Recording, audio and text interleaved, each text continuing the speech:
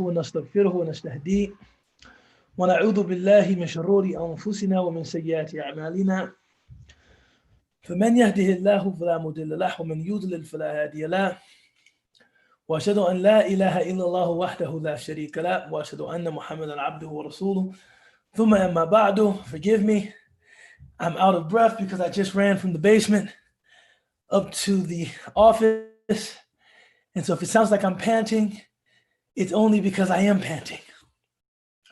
Nonetheless, I'm very happy. I'm very excited to be with you on this very relaxing holiday, right? This was MLK Day, so the kids didn't have school, and they actually spent the night at my mom's. So we're breathing some sighs of relief, and I expect this to be, a good conversation. Can everybody, is my sound okay? Yep, you sound clear. Bismillah. Yeah, I expect this to be a good conversation. It's about, a very grave, a very serious topic, and I want to address the topic with sensitivity. I want to, but I also want to speak freely and candidly, about the topic, because I think it's one that's really important. In preparation for class today, Runda sent me a notification that said people wanted to talk about grooming and cover-ups, in the Muslim community. And at first, when I read grooming, I was thinking like husnul inaya bil madhar. People want to talk about grooming, they want to talk about, their physical appearance. But then when I read the second part, cover-ups in the Muslim community, I realized that the speaking prompt was about people being groomed for sexual assault, people being groomed for spiritual abuse, people being groomed to be taken advantage of, people being groomed to be manipulated. And, initially, I had two thoughts about this idea of grooming. One, it's very helpful for people who are trying to access, religious knowledge, religious guidance, community life.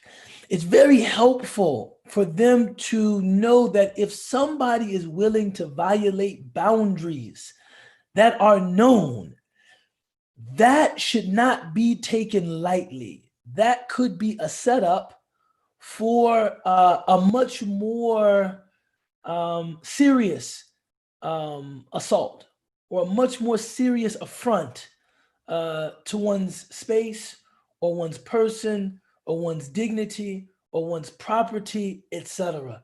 So that I don't care who the person is, how pious he or she is supposed to be, if you are in a situation in which you feel uncomfortable, you feel like certain lines are being crossed, you should voice your discomfort assertively in the moment, and you should tell parties in the community that you think can intercede on your behalf, so that they can impress upon that person how uncomfortable they made you, and that discomfort is sometimes the outcome of real misconduct. People that say, oh, I'll teach you how to pray, or let's study a book together, or I understand this is a tough time for you and you've been a bit stressed out. I'll come over to your house and pray with you. I'll come over to your house and teach you. Let's meet in the lobby of this hotel so we can talk about Allah. And midway through the conversation, they disclose that they've actually secured a room upstairs. This is all very inappropriate. This is all, sinful, right? Using a term like inappropriate almost euphemizes, right? So it sounds like a euphemism, right? No, inappropriate. No, this is sinful. This is impermissible, and it should be called out on the spot. If a person feels as though they're trying to access a person in a position of leadership who is taking liberties with them or going further in their interaction with them than good behavior, good conduct, good comportment, and healthy distance dictates, right? All of that is very real. And I do think that, it is good for someone in the position of being the recipient of the instruction or the guidance or or what have you. It's good for them to have this framework of grooming, in their mind so that they know, okay, this person actually come up to my apartment. The first time it was, oh my goodness, I'm about to miss Asr. Do you think I could use your apartment to make wudu? Sure, you're here, and the person comes up, uses the apartment to make wudu, and then the next time, do you think I could just pray at the apartment? I'm gonna miss Asr. I need to make wudu and I need to pray. Is it okay?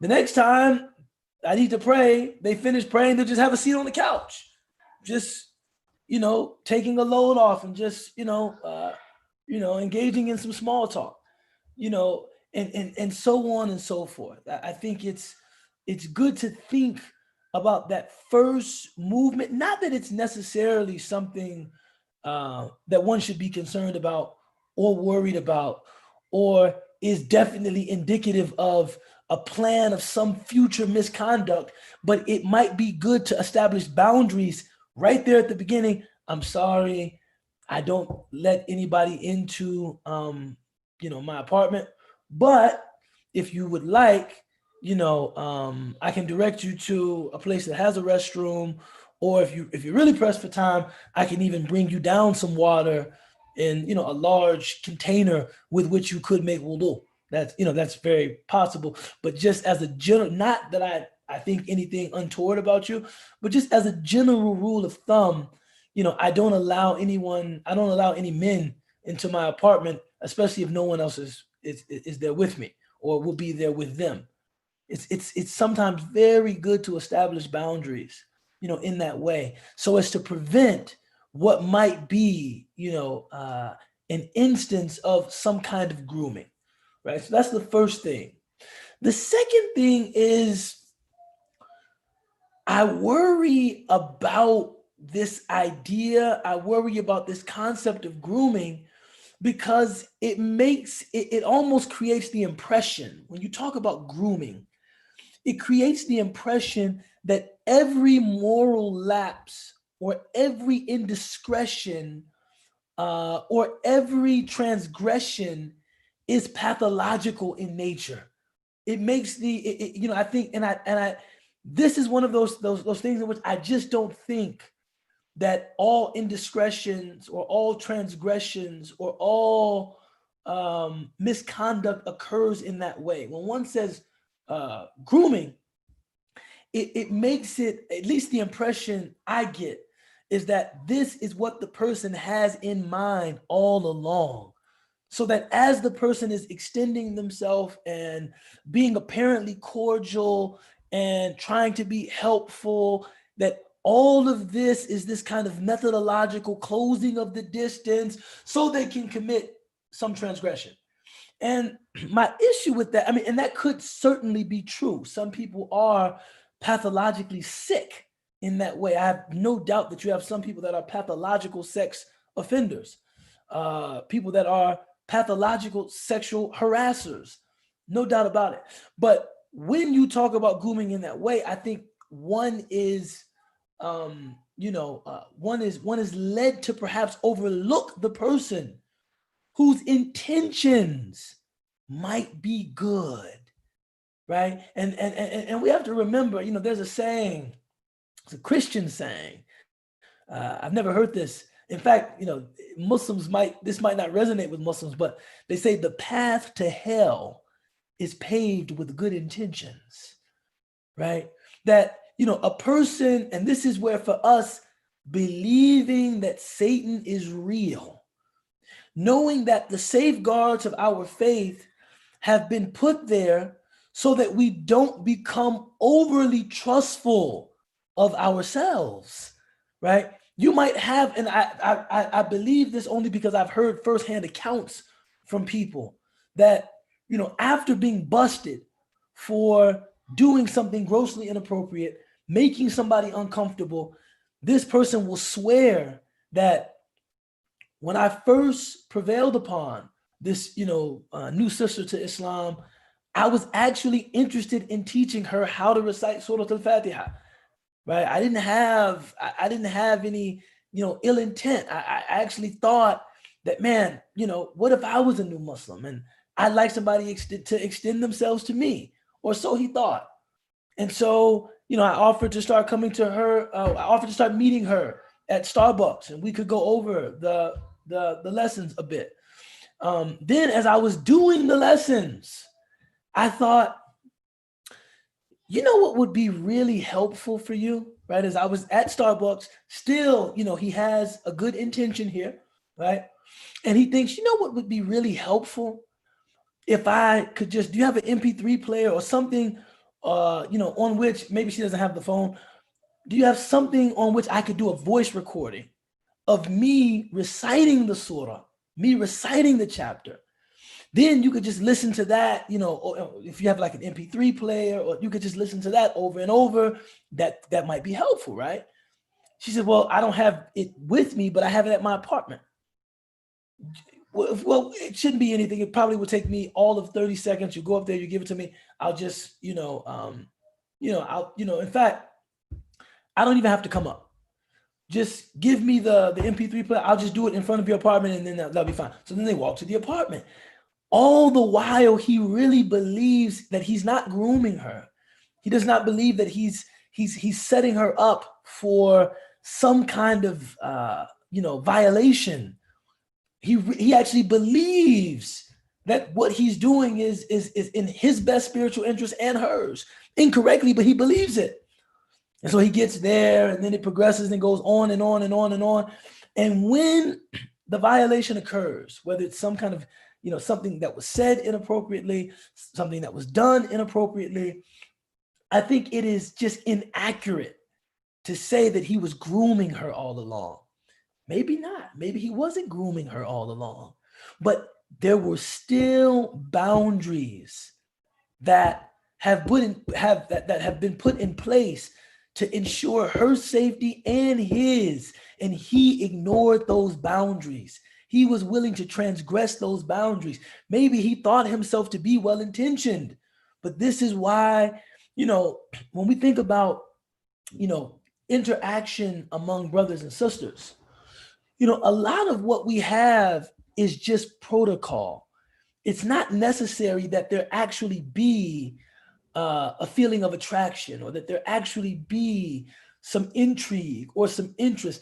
That does not actually have to exist, and for people still to engage each other with a healthy, religiously commendable distance, right? A religiously recommended distance, right? It doesn't have to be, because maybe it's someone that you think of as just a classmate, someone that you consider just a colleague, someone that's just a neighbor, or we just work out at the same gym.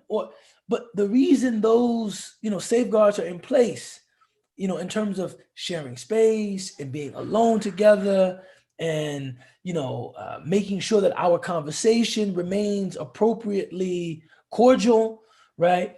The reason those safeguards are in place is because at some point, a good intention can be twisted, can be perverted, and that could lead to something very, very regrettable. So the first thing was, as far as the person that could be being preyed upon, I think it's good for them to have that framework of grooming, so that they don't underestimate the significance of those transgressions. That it's not always no big deal. No, it could be leading to a bigger deal. The second thing is in terms of as a community, pathological evil, meaning people that are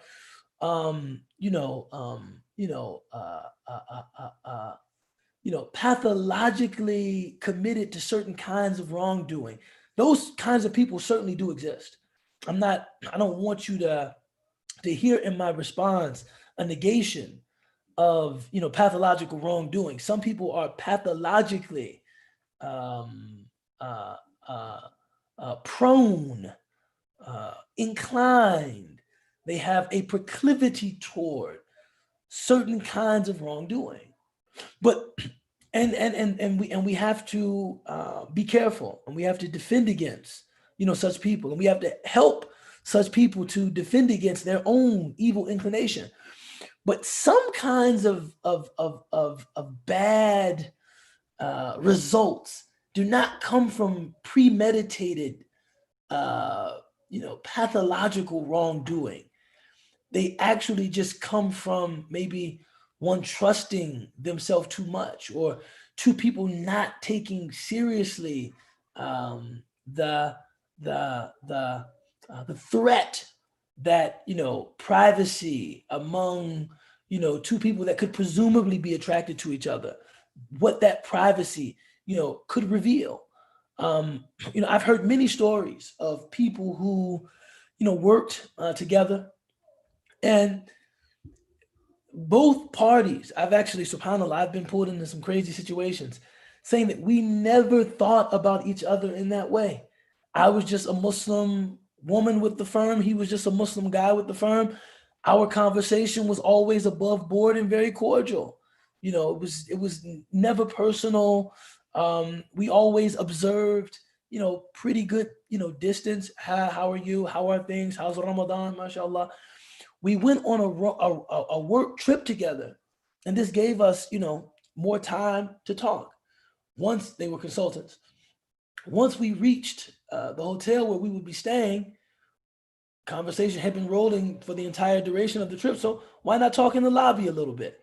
Right? Let's talk in the lobby a little bit. We can sit talk in the lobby a little bit. Starts getting late. And you can see it just. And both parties now very remorseful about what happened. One of them is married, and talking to each of them privately. There was no premeditation. There was no, we're trying to set this thing up to. It was just one of those things that because certain boundaries weren't observed, the boulder started rolling downhill. And once it picked up too much momentum, it was impossible to stop it. And I mentioned that not in the context of religious leadership and that kind of accountability. I just say that not all evil occurs in a premeditated way like that. It's not that everybody that does something wrong is thinking in an in-depth way about how they can prep the victim for, or the survivor for, the act of wrongdoing. Sometimes things just happen, unexpectedly, and this is why we have to observe, certain boundaries just for the sake of ourselves, even if right now it may feel like it's nothing. It's nothing. I know people that engage each other in ways that they probably regard as completely platonic, right? It's nothing. It's nothing. We're just friends. It's nothing. But at a time of, say, emotional vulnerability or emotional need or a want for connection, that same platonic hug can generate different sparks, right? And that, so my point in mentioning, that is protocols are not dependent upon there being an existent threat that is acknowledged, that is just what we do so that, we can just stay safe. No matter where things lead, or hopefully they won't lead anywhere that would be harmful, to either of us. That said, I think it's also important to model, and I think we do on Monday night. I think we do a good job actually. When we were in the DIC space, And I think at Tet Leaf we do a good job as well. I think it's very important for sisters and brothers, religious leaders or not, um, to model good, healthy interaction with each other. I think sometimes a lot of the craziness in the Muslim community occurs because people really don't know how to deal with each other with, personability, but also manners. So the minute a conversation that really should have been, a great expression of brotherhood or sisterhood of cordiality, the minute a conversation like that occurs, people that aren't very experienced get the wrong idea. Wow, somebody said hi. They said, "How are you?" They said, "How are things going?" And it's like we have to be able to engage each other with, personably, with manners, the same way we do our non-Muslim colleagues. But when we feel that things have reached a place that we should be, cautious, or some distance should be observed, we should be keen to observe that distance. And then the second part, before I let you guys jump in, because I imagine this is one of those issues that people will be opinionated about cover-ups in the Muslim community. They're absolutely despicable. Anybody now, right? I guess my position is very nuanced. Yeah, just because someone isn't a pathological sex abuser, if someone is proven to be guilty of such, transgressions,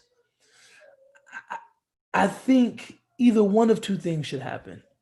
Either they should be removed from a public post, right? They shouldn't be allowed to hold a public post in the community. And I say that for a couple reasons. One, to save them from themselves. If this is, in fact, something pathological that can repeat itself, it would be irresponsible of us toward you, as our brother, as someone for whom we feel very deeply, to put you in a position to make the same mistake twice, right? The other thing is all leadership, and this is why Donald Trump was so devastating for the presidency. All leadership, the sine qua non, which is a Latin term which means the thing without which something cannot exist, of leadership is confidence. If people don't have confidence in a leader, he or she cannot be a leader. I mean, he or she can stand at the front or stand in front of microphones or wear a special pin on the lapel of their jacket or a special brooch on their dress, right? But you can't be a leader if people don't have confidence in you. If people think that you are immoral and cannot be trusted to control your lust or your emotions, um, you won't be able to serve the function of being a teacher or an imam or a public speaker or a lecturer in a moral community. We're a moral community, we're a Muslim community. You won't be able to hold that position effectively. So relieving you from the position is both protection for you and for the position, meaning the position is too dignified to have it occupied by someone that doesn't enjoy the trust of the community.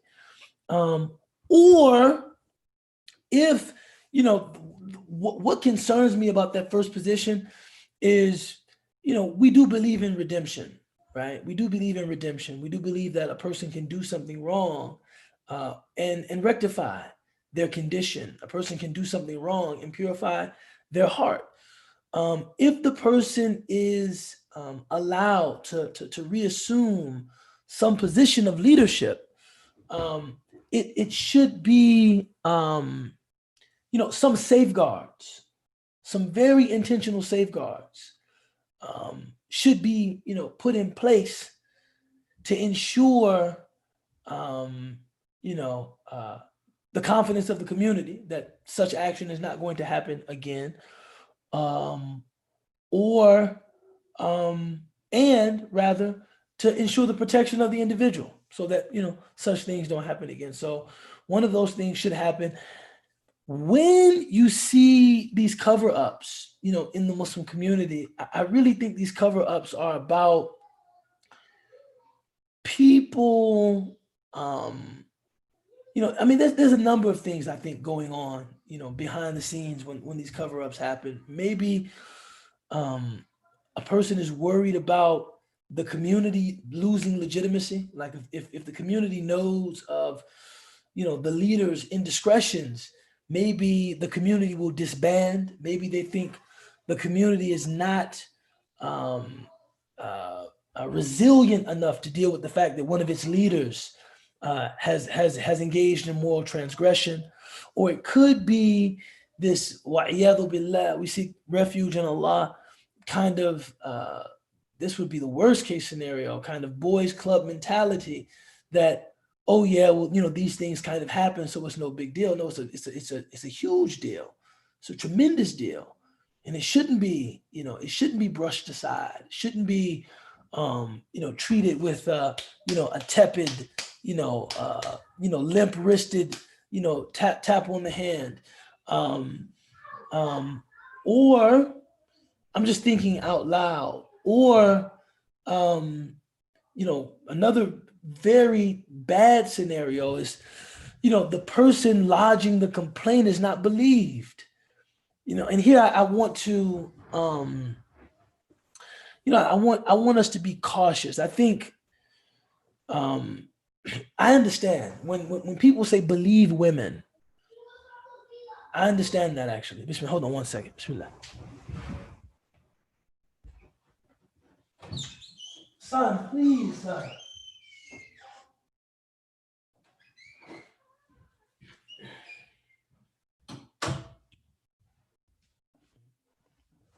Bismillah. When people say, believe women, I understand that because, for centuries, and right up, yeah, I think Nazar, I think that's true too. Um, and I'll come to that one too. I think right up until the present, there's been a culture of disbelieving, women, right? Women lodge complaints against, religious leaders or against brothers in the community or against their husbands or against whoever. And there's been a culture, a disgusting culture of brushing aside, those complaints, those reports, those allegations.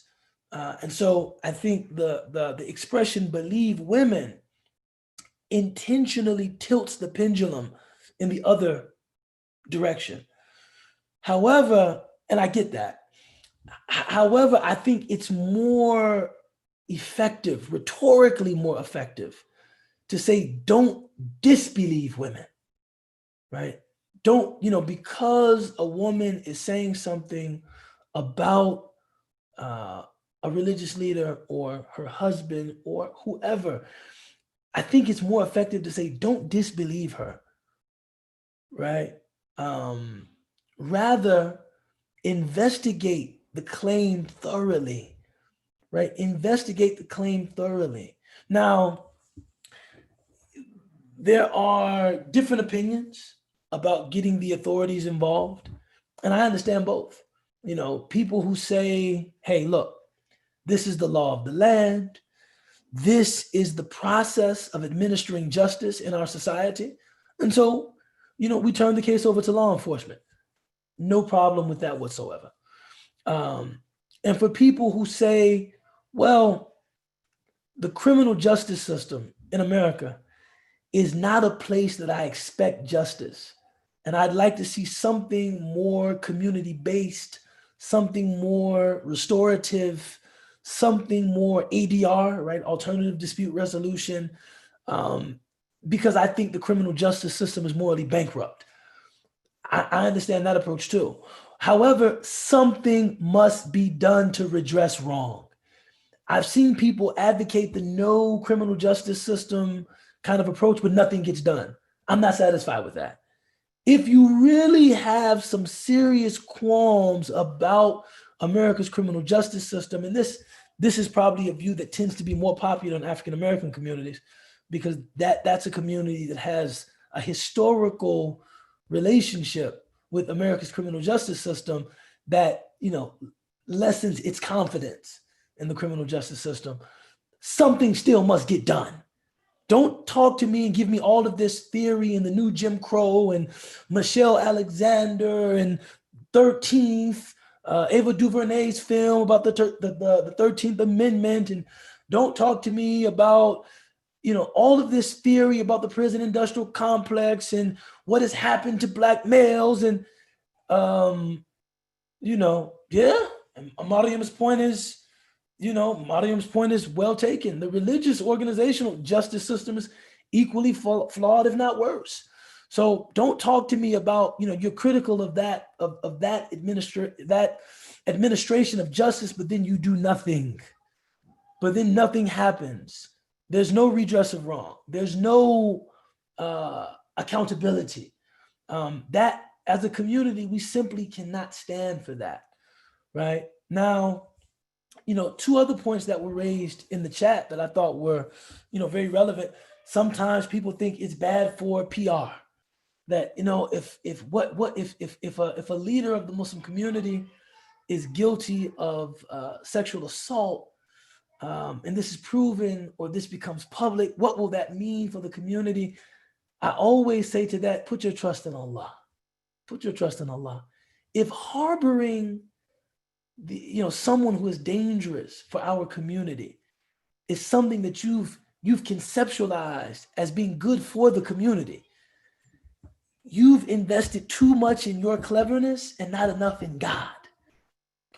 Do the right thing, protect people, make people aware of people who are potentially harmful to them.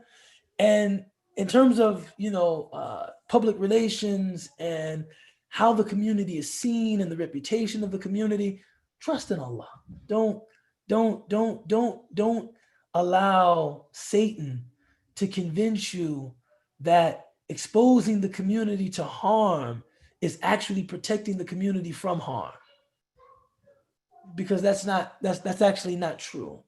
And also, another point that was raised is maybe people think that this is bad for fundraising and it's bad for projects.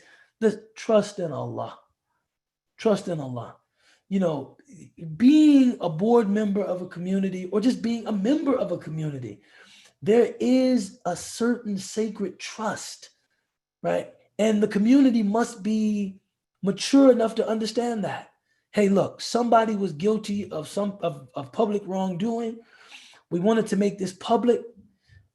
We hope that this does not decrease your faith in the community so that you don't want to give anymore, that you don't want to support anymore because, how could this happen? I hope that our calling it out, our making it public, our holding people accountable, that would increase your confidence in the community. That yes, we are a community of imperfect human beings. And unfortunately, somebody was guilty of something very, very grave. One second. This is the last time I'll stop.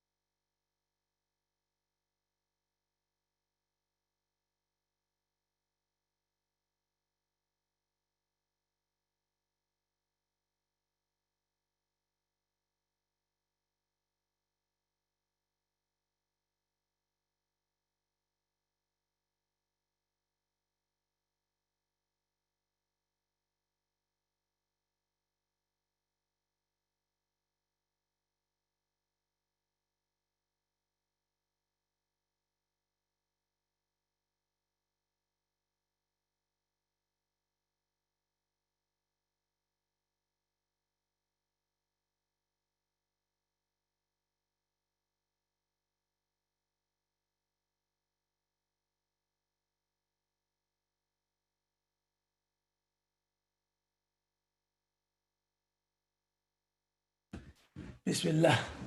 So yes,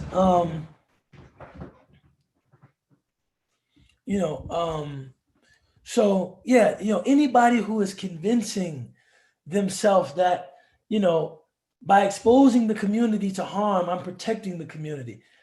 You're too invested in being clever and not invested enough in doing the right thing. And for me, I can just speak to myself as a, speak for myself as a community member. The presence or existence of misconduct, even at the top, does not destroy my confidence in the community.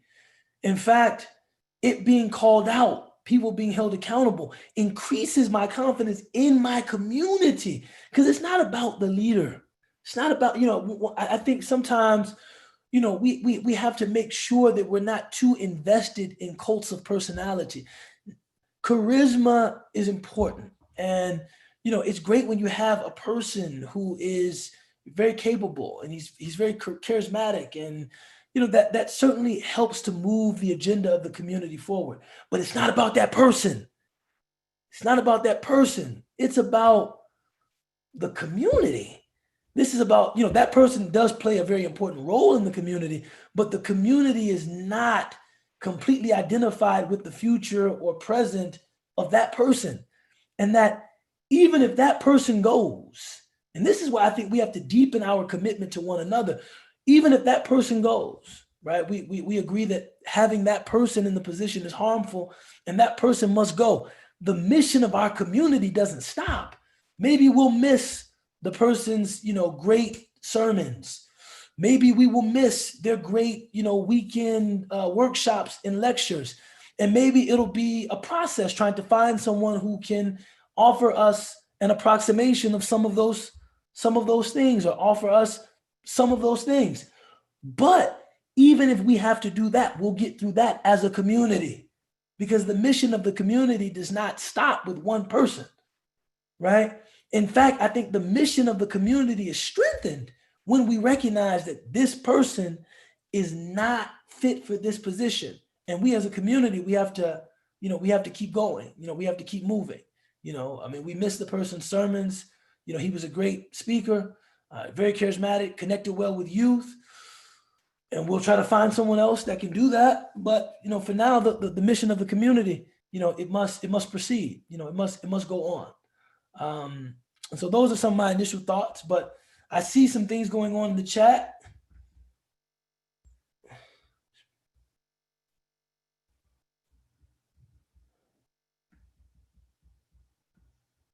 Let me see here. I'm just catching up. Hmm.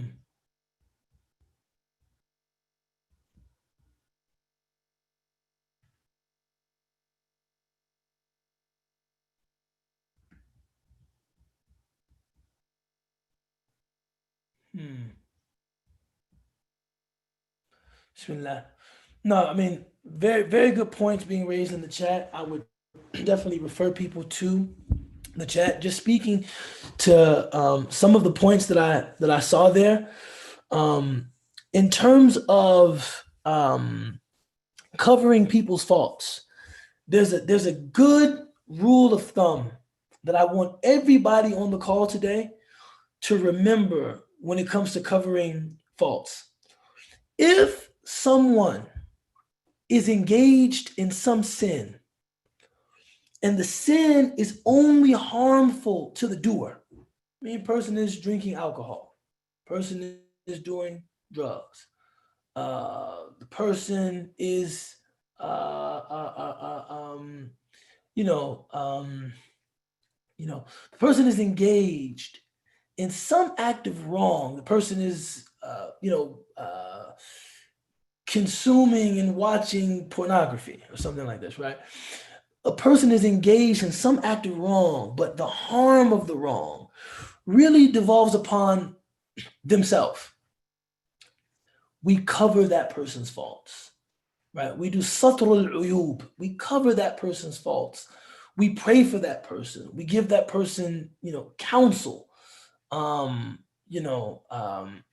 On On the other hand, if a person is engaged in some act of wrongdoing and the harm devolves upon them and someone else, so the person is sexually assaulting people, the person is stealing from people, the person is physically abusing people, if that occurs as the extension of a public of a public post, right? I think that this is a very, very important distinction. This is a very important distinction. If we learn that, say, somebody in a position of leadership has an issue in their household, like like a domestic violence, issue. I think, yes, you can excuse the person from their position, but with privacy, due to some issues. So and so needs to take some time out. Maybe that they're getting counseling, doing anger management, being evaluated for other psychological imbalances, etc. Whatever it does, because it occurred privately. I think the person still needs to be relieved from their duties for a time, but because it occurred privately, it does not have to be made public. I think the person can be said to, we can actually afford to be vague in that situation. This person had to step away from their official duties to deal with some personal matters. On the other hand, if it occurs as an extension of a public post, the person sexually harassed somebody who came to their office asking a question about religion, the person propositioned for sex somebody who attended their religious lectures. We make the act, once it's made clear, we actually make it public so that other people that might engage this person in a public setting would be made aware of this person's conduct in a public role. And I think that that's a very, very important distinction. When an allegation is made, we have to kind of analyze the allegation. Is the allegation an extension of one's public role, meaning an extension of the person's role as the imam or the teacher, or was it something in the person's private life? Right? Was it something in their private life? And sometimes, making that distinction is very, very difficult because, not everybody, you might have someone who has a very public position and they might end up in some, inappropriate relationship, but it might not have been an extension of their public position. Maybe the two people met at a car wash, right? In which case I would say, cover the person's sins, relieve them from their duties, counsel them in private, and help them rehabilitate. But, if it happens like, at the masjid, in the man's office, in the person's office, then we have to make that public because the nature of that wrongdoing is different. If that makes any sense.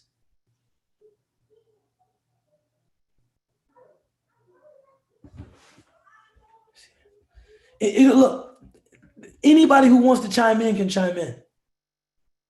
Oh, okay, off you. Assalamu alaikum, Sheikh Ubaydullah. Let me